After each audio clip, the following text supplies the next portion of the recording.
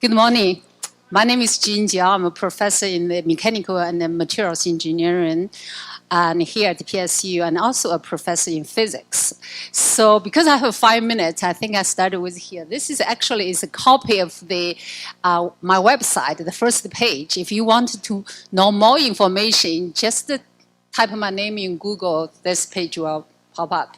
But my research area is mainly in the nanomaterials and the nano device. This kind of research that involves in both physical electronics and bioengineering. Okay, so I'm going to tell you a little bit about this, how the bioengineering, since this group is mainly focused on biomedicine and bioengineering, etc. So we use carbon nanotubes as a template where we use atomic layer deposition to coat some materials that where the cells likes. So then we use it to conjugate the cells, and then we conjugate some proteins and some drugs where that then we cut the cells on top of it. So then stimulated by this physics phenomena, gravity and also gradients, so that the cells like to take more drugs and then proteins into it, so we call it the drug delivery. So we have collaborated with Providence, the Cancer Center. We have a patent issued where we use nanoparticles to help deliver these proteins and drugs to develop a cancer vaccine. Currently, funded by this EXITO, the pilot project, and we collaborate with colleagues at OHSU, and we use that we call the carbon nanotube coated with aluminum, so as a platform where the drugs delivered, and especially some proteins such as RNAs being delivered into the cells. Again, we found it significantly increase this immune response of the cells. So we want to use this as a platform. Hopefully, we'll develop tools for the biomedicine research so that we can attack cancer. So if you're interested to know more about it, you can check out my website. So then you will be asking the questions, what do I get if I go to Dr. Jiao's lab? First of all, we will teach you all kinds of tools that are related to carry out this research.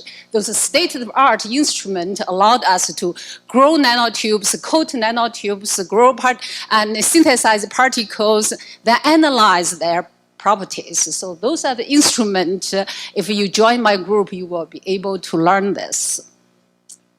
So then, this is I'm very excited and honored to join this program. Currently, we have already, from last year, that we have a student, Candace is RLC member, and who is doing great job and presented the research and to the different conferences. Currently, he actually is selected by the REU program at Northwestern. Is a very challenging program with the skill he learned from this program, as well as learned the skills from my research group. She's going to disseminate this experience and also learn some new experience from that group. Now I have also a new member, Robin, and then he's from ECE. He's actually already working in my lab, but he was selected by this group. I'm very much looking forward to working with him, continue to advance his research experience. This is the research project in my group. As you can see, that we, for the medicine related, and especially in this one, but others, for instance, this water purification, funded by the National Science Foundation, and also related to health, because we want to use these nanosecond materials and devices to treat waste like water and to purify the water. And as you can see, I also run an ASRF-funded research experience for undergraduate, which is a great complementary experience working with EXITO. And the students learn from here and ask those RLC students to introduce their experience to the REU program and then vice versa. So I also encourage you, after you participate in this program, so you can also look at how to you advance your research skill. And this is a very well-funded national program. All kinds of universities offer this program. And then so, what do you learn to join this kind of research like the colleagues sit here?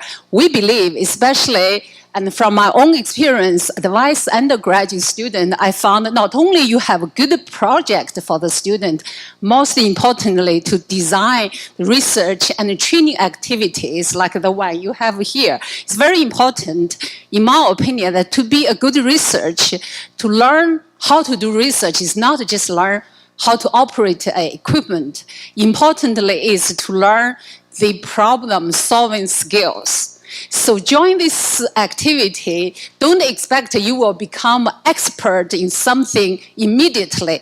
Important is you learn the process, the struggling. Some students get to the lab and realize, oh, I have to wash beakers. Is this research? Oh, I have to fix something. That is the process we all doing this, okay? This is lead you to do this fantastic research and get this exciting results. So we designed all kinds of activities and to train students to learn this problem, the process, to learn the problem-solving skills, okay? To be able to face the challenge, don't give up.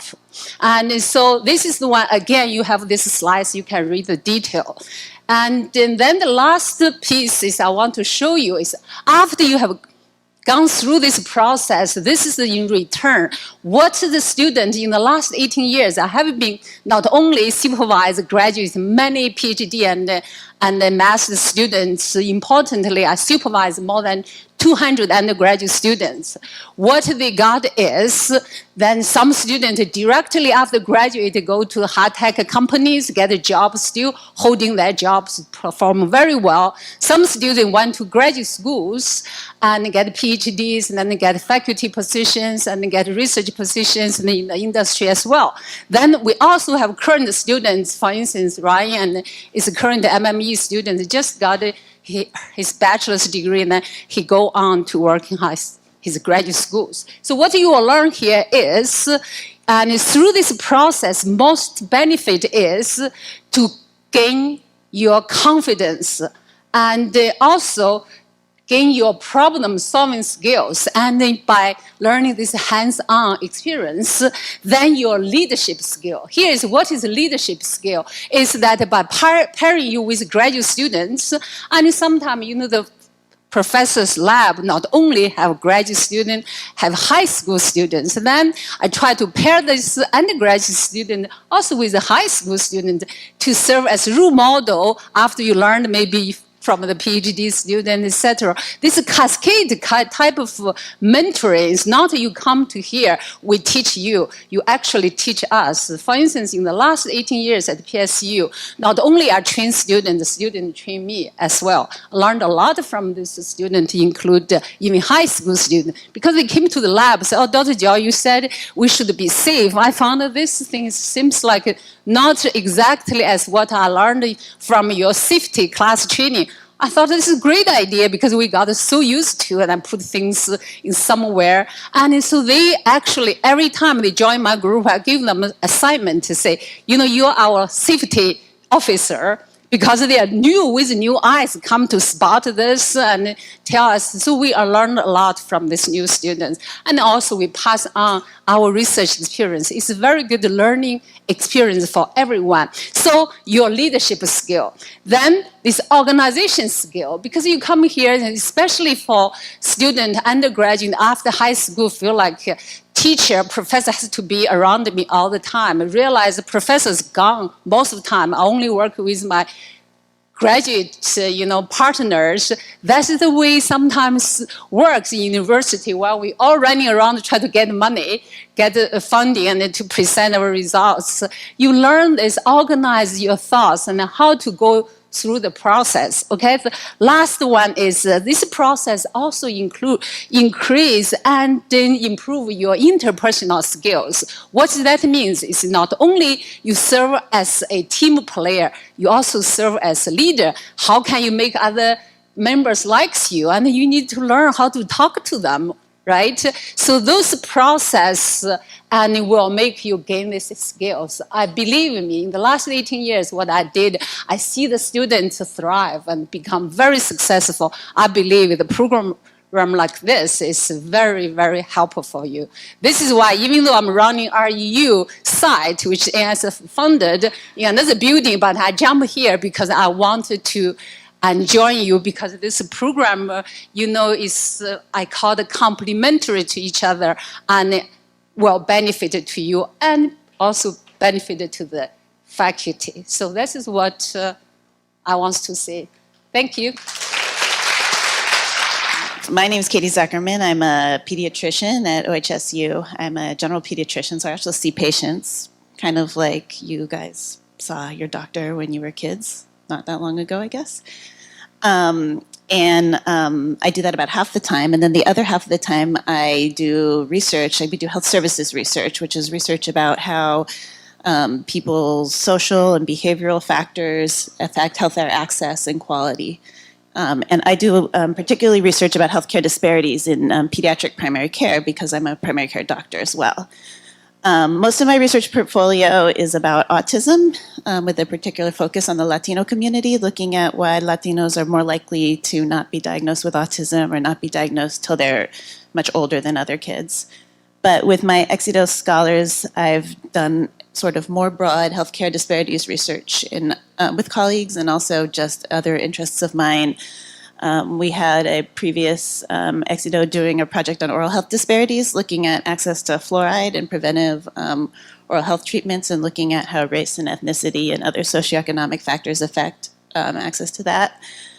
And my current EXITO intern is working with me and one of my collaborators in pediatrics, Dr. Louise Vaz, looking at how social vulnerabilities affect kids who are hospitalized. So if a kid is hospitalized and say they have an unstable home situation or they don't have appliances that work at home or they lack transportation, to the grocery store or the pharmacy, will that lead to them coming back to the hospital or going back to the emergency room and other kind of avoidable events after discharge? And actually Raul's going to be, where is he? He's over there. He's going to be working on that project with Mauricio, my current RLC intern this year, so that's exciting. It's going to be fun. So the kind of questions we look at are how can we identify developmental disabilities earlier in minority children? I told you about the social vulnerability study. We do, we don't have really a lab.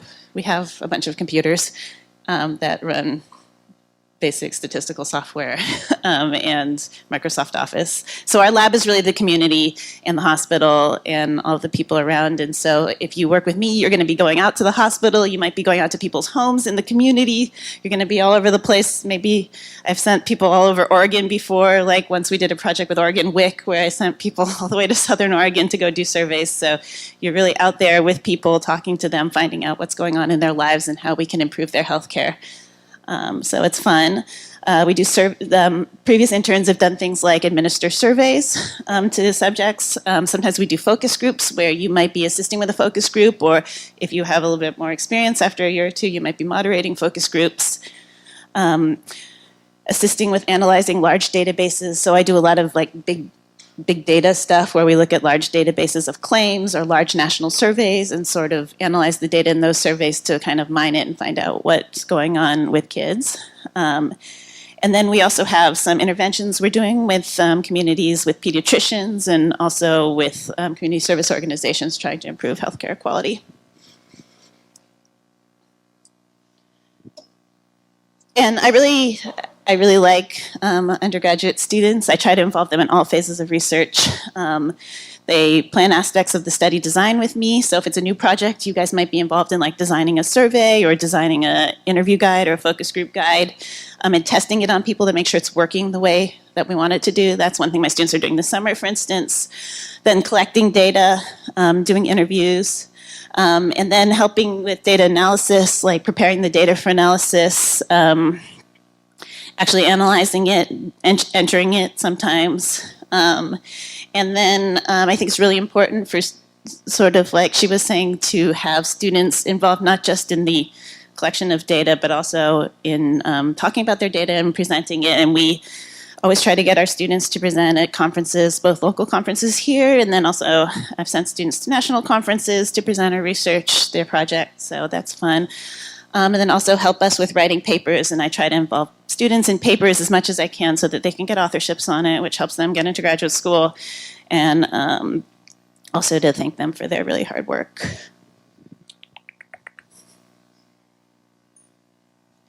I think it's sort of a two-way partnership. So you guys have things you need to do, and then there's things that I need to do to be a good mentor. And you know, I guess what I'd say is like, if you have a mentor in this program, it's probably because they're interested in helping undergraduates like you. And so I really think part of my responsibility is to help you learn about research and about science. I want to keep you guys busy, but not slaving away and overworked so that you actually have time to study for your classes at school, because if you don't get good grades, you won't get into graduate school anyway. I want to be available for you to talk about your project, and I guess not just about your project, but also about your overall career trajectory and how you can be successful in science and medical research. I try to teach key research skills and help you with career planning. I have a lot of pre-med students in my lab, so we talk a lot about, you know, what do you need to do to get into med school? What are the things that your application's missing, and how can I help you put it all together? And then I think also it's important to just be a role model of what research is and what it means to be a scientist and a researcher. So this is my advice for you guys. So the first one is take your seat at the table. You know, I have research meetings with my research group about once every week or 2 weeks, and we offer this round table. And sometimes the students will go and like sit in the corner. And I want to tell you, don't do that. Like, you are part of this team, and you should take your seat at the table. You know, you may be the youngest person at the table. Maybe all the other people at the table don't look like you. Maybe you feel like you don't belong there, but this is a competitive program. You got in because you're good. And believe those skills and take your seat at the table. And if you have something to say, say it. Speak up. I know it's hard to do it, but do it. But believe in yourself, or even if you don't, fake it. I'm all about faking it. If you fake it long enough, you'll believe it, okay? Because sometimes really, like, and I think I've learned this as a woman in research, like sometimes you're your worst enemy, and that you know, don't underestimate yourself. You can do it, okay? Okay, the second thing is like, I'm going to give you a little part of one of my projects, and like own that thing, like make it yours, become knowledgeable about it, be the expert on it. If you can show me that you're the expert on it, I'm going to trust you with it, and I'm going to give you stuff to do. Like, if I'm thinking about sending a student to a national conference, I'm asking myself, if they stand in front of this poster, are they going to be able to explain the study? If people ask them questions, are they going to be able to answer them in an intelligent way? Like, you need to be a little expert on your little thing, okay? Think of yourself as like the research ambassador for your little project. Just understand everything about it, become an expert on it, and that's how you're going to get more and more responsibility, at least with me. Okay, the third thing, and this is so important, and not just in as an undergrad, but like in your whole professional careers, you have to be reliable. Like, if you say you're going to be there on Tuesday at 2, be there on Tuesday at 2. If I think you're going to be there, and I'm like, where is he? Like, I thought he was supposed to be here today. I just start to get worried, and then I start like having to micromanage you, and I hate that. Like, I'm not a babysitter. This is usually not a problem, but sometimes it is. Don't be late. Like, please, don't be late. If you have a meeting with me, like, bring a little notebook and take notes. And if I tell you to do things, write all those things down. It really bothers me when I like tell people to do things, and then they like don't write them down, and then they like forget what those things were, and then I have to like tell them to do those things again. So write down what you're supposed to do and do it. And yeah, and get it done. And if you can show that you can reliably complete tasks, even if they're stupid little tasks, then I'll give you more things to do. And then the fourth thing, which I've learned as a mentor over time, is like, I need you to tell me what you're doing and when you've done it. Like sometimes people are really great and they get all this stuff done, but if you never tell me you did it, I don't know that you did it. And so you need to tell me, you told me to do this, I did it. Or you told me to do 1, 2, 3, 4, 5. I did 1, 2, 3, 4, and I have a question about 5. Can you answer it? And even better is if I said, I told you to do 1, 2, 3, 4, 5, and obviously after 5, I probably should do 6, so I just did it. Like, take initiative, think about what's likely to happen, about what's going to happen next, and if it's pretty dang obvious, just take initiative and do it. You can do it. Also, I have a busy life. I'm seeing patients. I'm taking care of you and 3 other undergrad interns. I have research assistants that need to be done. I'm answering like 20 emails an hour. I'm not going to know if you are busy enough, are too busy, don't have enough to do, are totally bored. What I don't like to see is like, I come in and you're like playing Minecraft on the computer. Like, I would rather you just go home if there's nothing to do. So you need to tell me, like, I don't have enough to do, give me more things to do, or this is too much to do, I'm not having enough time to study for my tests. Like, that's, if you don't tell me, then I don't know. And also, if you don't understand something, you need to say, I don't understand. We don't expect you to be experts in our fields. You're just college students. And I don't know what you don't know sometimes, and if you not understanding is preventing you from doing the work, I just want to help you understand it. So it's not embarrassing to say you don't understand or you need something to be clarified. Like, I want to help you do the work, and if understanding better will help you do the work better, that's part of my job. Okay, and then take initiative. I sort of just talked about that, but you know, if you see something that needs to be done, do it. If you see somebody needs help, offer to help them. You know, a lot of research work is not glamorous. That, you know, there might be times where you have to spend like 8 hours entering survey data into a computer. It's not glamorous for me all the time either. I might not be entering survey data into the computer as much as you, but I am spending equal amounts of time doing things that I find equally a little bit boring. But this is part of the research life. Like, there's exciting parts, and then there's boring parts, and there's tedious parts, and we have to do all those parts, and that is the job. And if you want this job, you have to be willing, like she said, to wash the dishes sometimes. And if you can do that cheerfully, and you can do it efficiently, that just increases your currency with me. Okay, so yes, pitch in and take initiative. Okay, that's all. Hi, I'm Marilyn Mackiewicz. I'm a research assistant professor in the chemistry department here at Portland State University. And I have a lab of all undergraduate students. There's no grad students, there's no postdocs, there's just me and them. And these are some of my students that work in my research lab. These are all undergraduate students, and these 2 are high school students that just started this summer. And this is my NSF RU student that is coming from the cohort this year.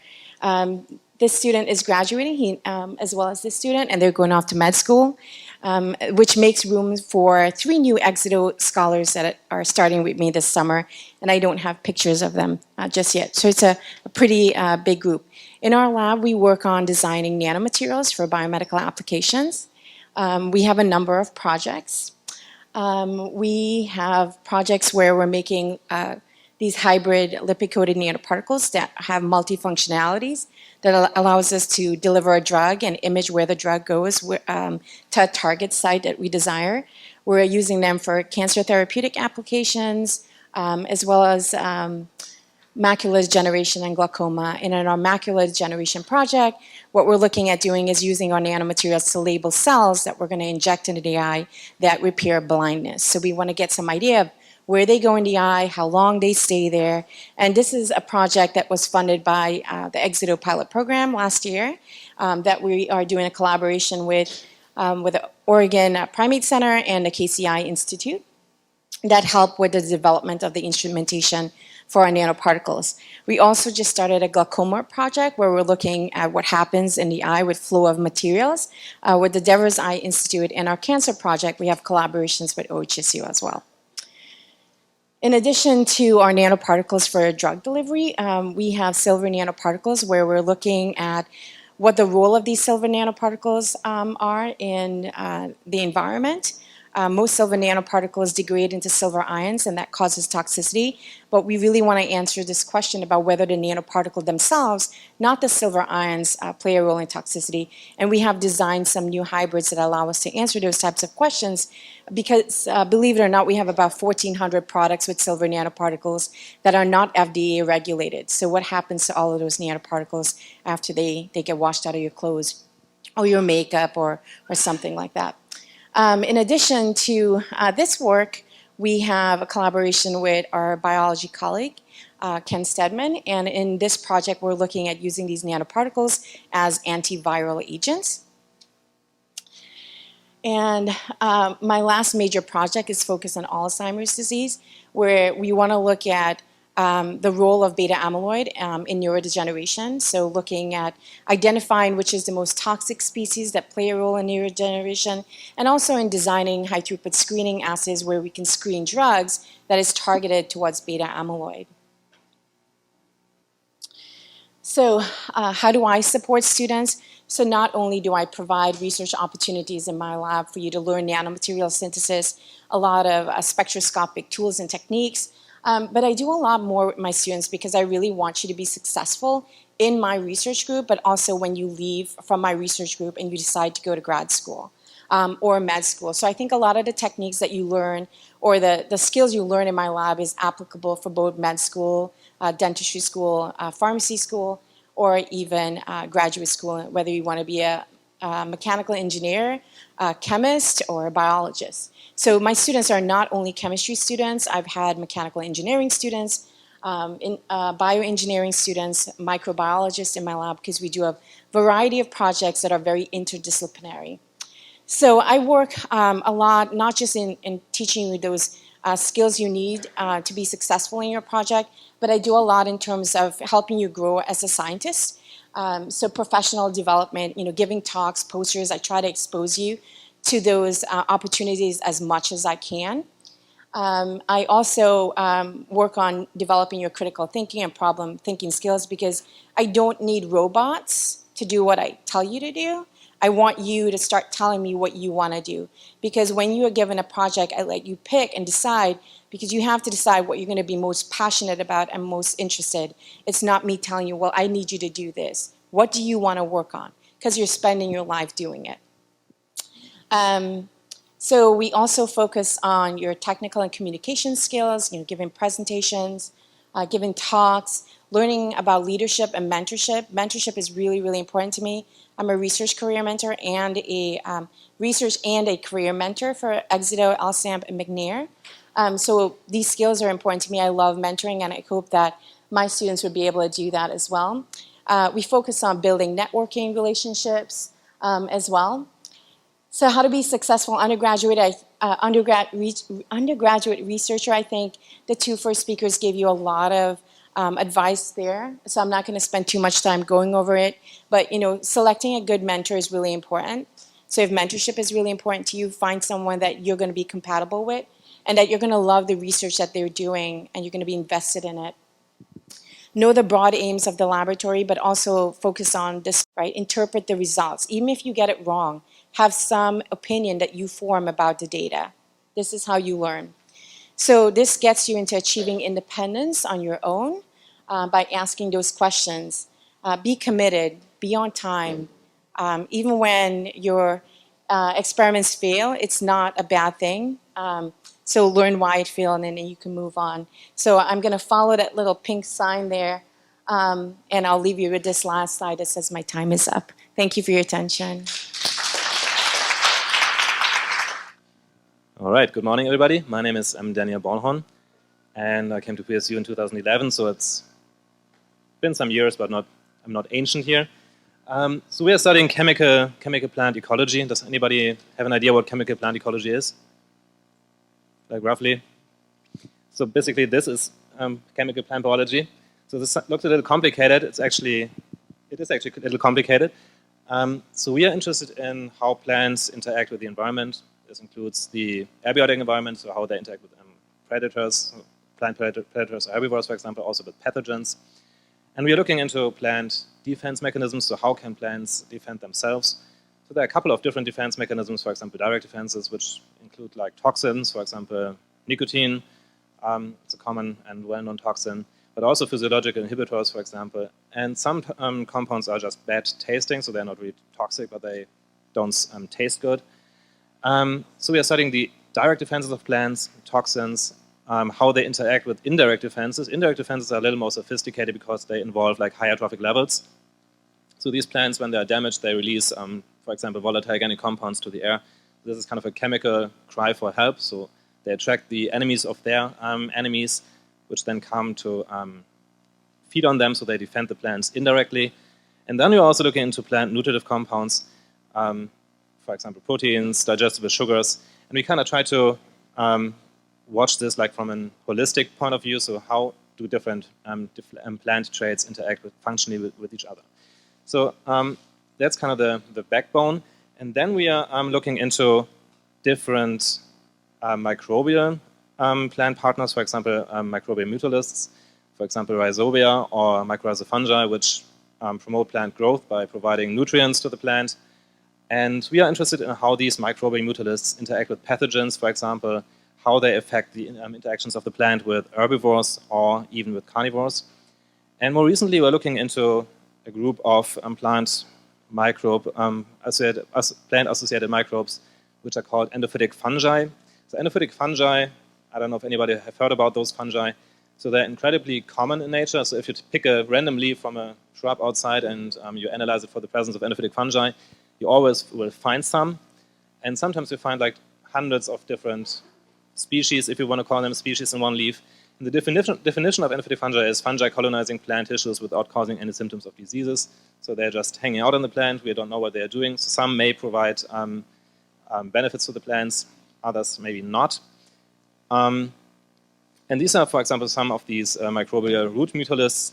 And what we are trying to understand right now, which is kind of my biggest passion, if you want to, is how these microbes affect the so-called plant chemical phenotypes. So how do they shape actually the chemical appearance of their hosts, and what are the effects on associated enemies of the plant host? So that's kind of the backbone of our research in our lab. Oops, wrong direction. So how does our lab look right now? So I have right now 4 graduate students, Brett, Emily, Adrian, and Jacob. Jacob will join my lab in the fall. Adrian, she is off for a postdoc in Switzerland, so she will likely pursue a successful career in science. And in our lab, how do we support students? So in my opinion, it's very important. It's kind of a small thing here in the corner. It's very important to have regular meetings. So we meet with our students like every week. So we have lab meetings.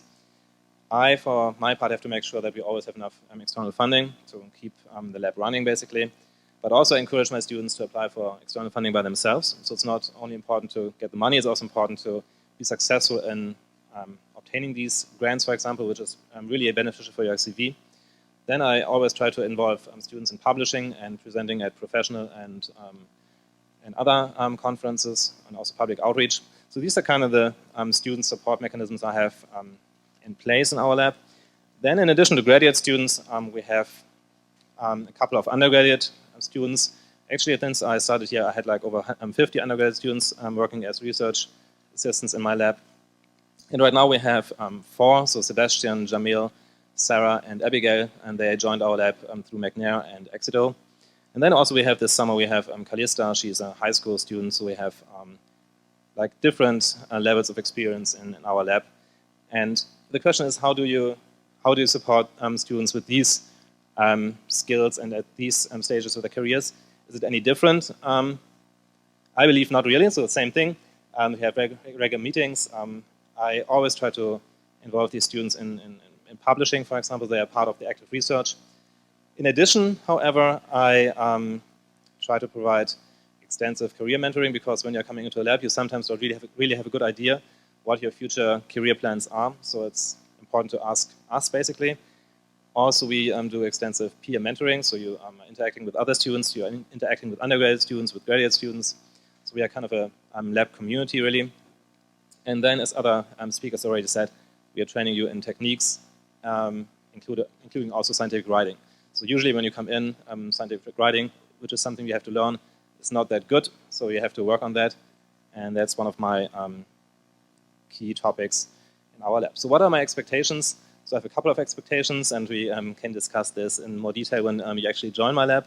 But my biggest one is actually that you have that you are enthusiastic about what you're doing. So this is kind of key. If you just come in to check a box on your CV, that's not what I'm looking for. So I have to have somebody who is really excited about what he or she is doing. So that's kind of my really key expectation for you. So how to be successful as an undergraduate researcher? So there are a couple of things. Many of you, they don't really know how to get in a lab. For example, how do you contact the PI and which lab to select? So I would provide you information with information on that. For example, how to phrase a letter or an email to make a good first impression, for example. Also, you have to make sure that you know what you want. So if you're really interested about a certain topic, let me know so we can work on that. Also very important, never give up. So if it doesn't work, don't stop working on that. Just talk to me and we go from there. Also very important, take advice seriously. So we have more knowledge about these things as you do at this point.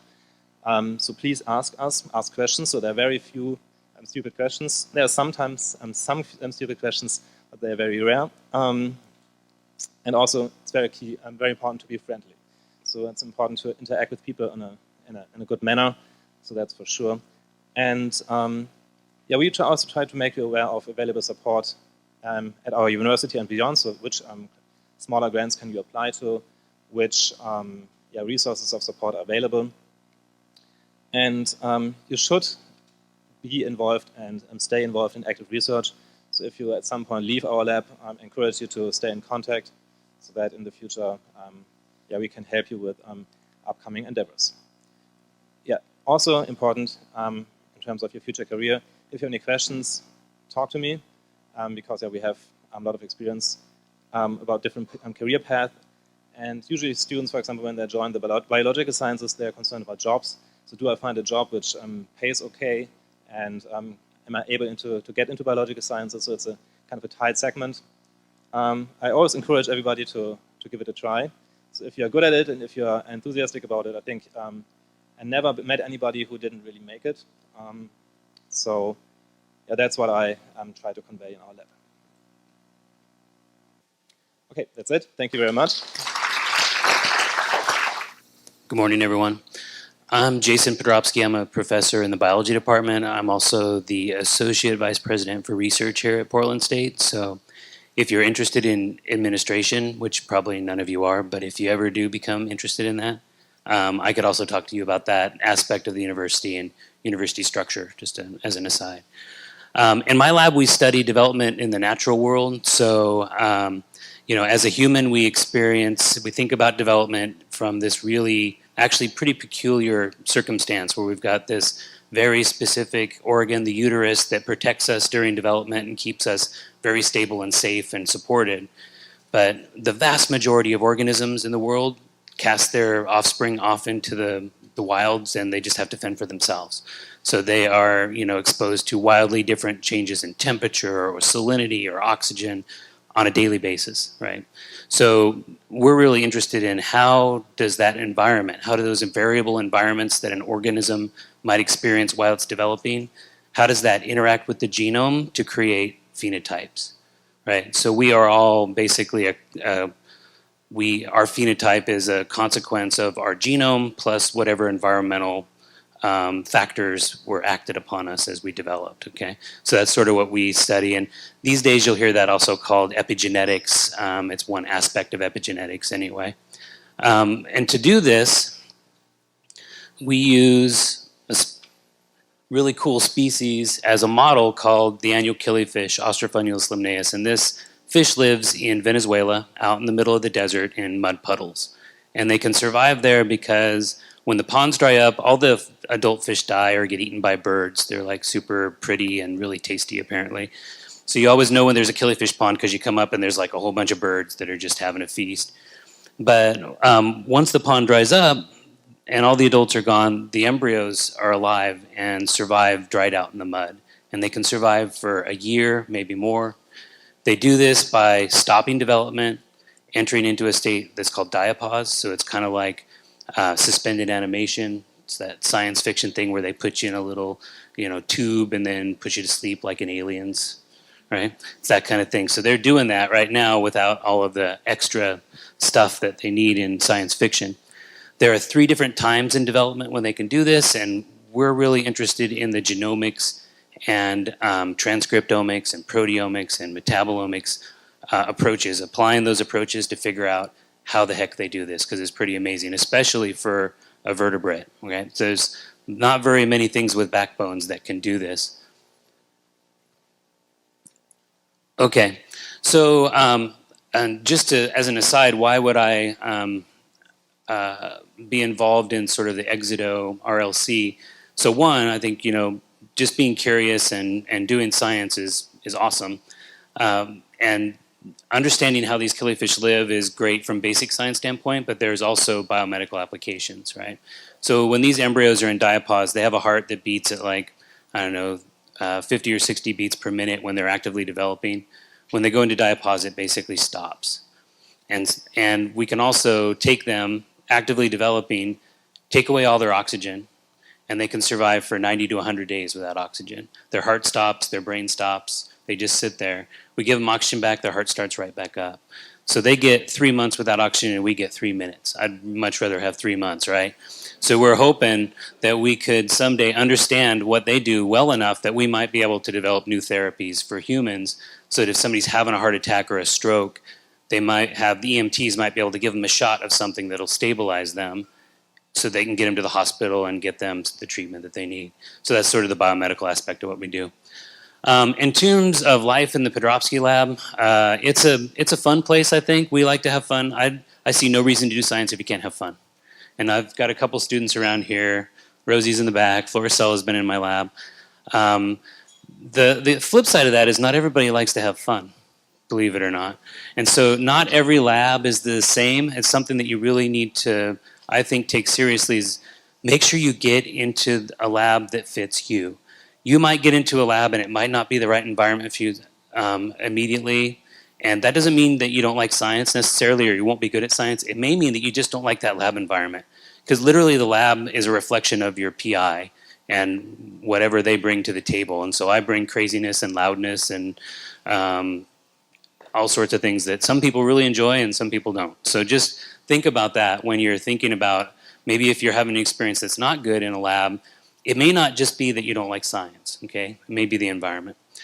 I think it's really important, and I think everybody, the people that spoke before me did a great job of this. I mean, of talking about the things that are important for student success in an undergraduate research project.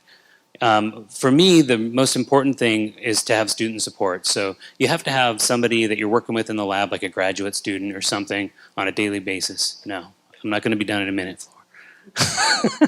Anyway, we have regular meetings. We have weekly lab meetings, which everybody, including the undergrads, contribute to. Most importantly, be reliable and work hard. Be into your project, okay? And in terms of being successful in general, in my lab, in any lab, you've heard this from the other people, manage your time, figure out how to balance everything. It's not easy, it's a skill. Don't expect that you should be able to. And read. Read about your project. The most awesome thing for me is when somebody comes in and they hand me a paper I haven't seen yet that's relevant to what we're doing. So definitely get out there and read. Here's some pictures of some people that have been in the lab recently that I actually asked them all for pictures. These are the ones that gave me pictures. I think it's really important that, when you get into the lab and do your work, you also get out there and present it, because now more than ever, as we all understand, given the political climate we live in, being able to communicate about science is essential, right? It's one thing to find a cure for cancer in your lab. If you can't convince somebody that it's important and it's really a cure, it's not going to go anywhere. Okay, so we have to be able to communicate to each other as scientists and also to the community broad. All right, thanks.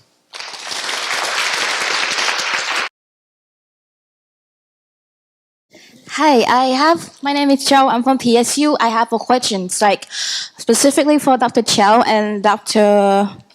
I tried to write their name down. You, because both of you is on nanotechnology. So I wonder, like, what class do you expect for the student to join your team to take before signing up for your team? I know that nanotechnology is the first criteria. What else that you expect the student to have? Okay, so you want to know whether you need some preparation or prerequisite? Is that your question?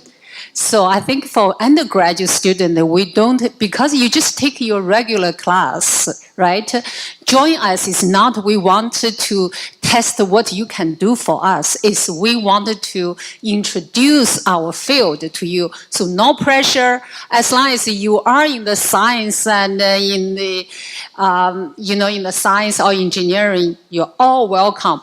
Even some students, believe it or not, in the past, even has music major and history major, but they want to learn how the science is evolved to today. We accept them.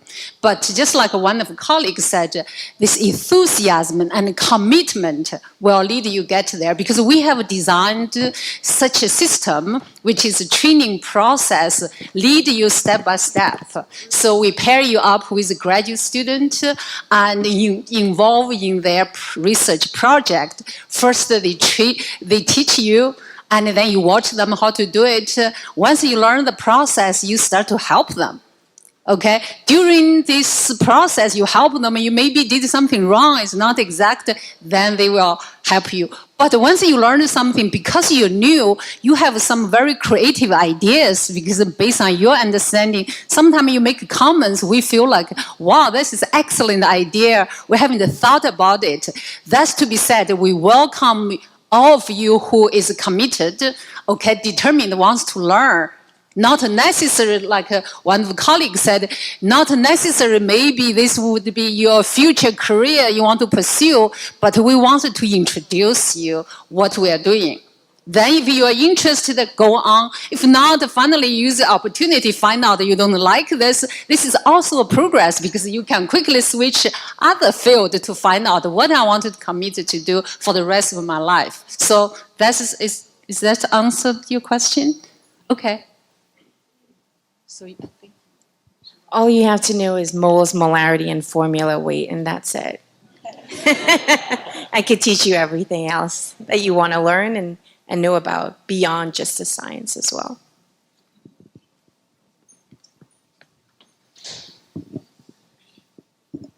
I'll try not to butcher your name. Podrabsky? Okay. I'm very interested in your lab. I'm just curious what types, what's typical in your lab that we'd be doing? What's typical? I don't know. That's hard to say. We have we work with whole embryos and put them into anoxia, and then usually we sample them and do like transcriptomics, so RNA-seq, Illumina sequencing. We just recently sequenced the genome of this species. There's a lot of bioinformatics work to be done. We did a very extensive RNA-seq transcriptomics study. So we have literally thousands and thousands and thousands of data points of which genes are turned on during development. We need somebody to look through that. We also have a whole nother part of the lab that does cell culture work. So Rosie, where's Rosie? Rosie is my cell culture expert, and she has developed a cell line that can survive without oxygen for 50 days. So wow, Rosie. Cool. Yeah. And so, you can work with cells and learn those sorts of techniques, or you can work with whole embryos. So we do everything from, I can't really do ecology because it's hard to get to South America where these things come from. Too bad. But we can do everything from whole organism all the way down to biochemistry.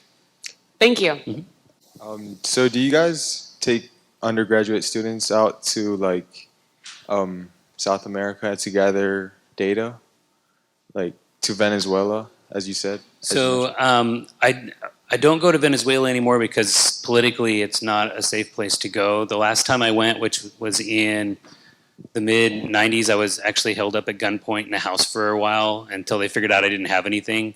So we don't go there anymore, but we do go to Uruguay, and we just I just wrote a grant actually that if it gets funded, we'll be taking 20 students from PSU down to Uruguay every summer for 5 years so that we can go study these fish in the field and see if what we learn about in the lab applies in the field.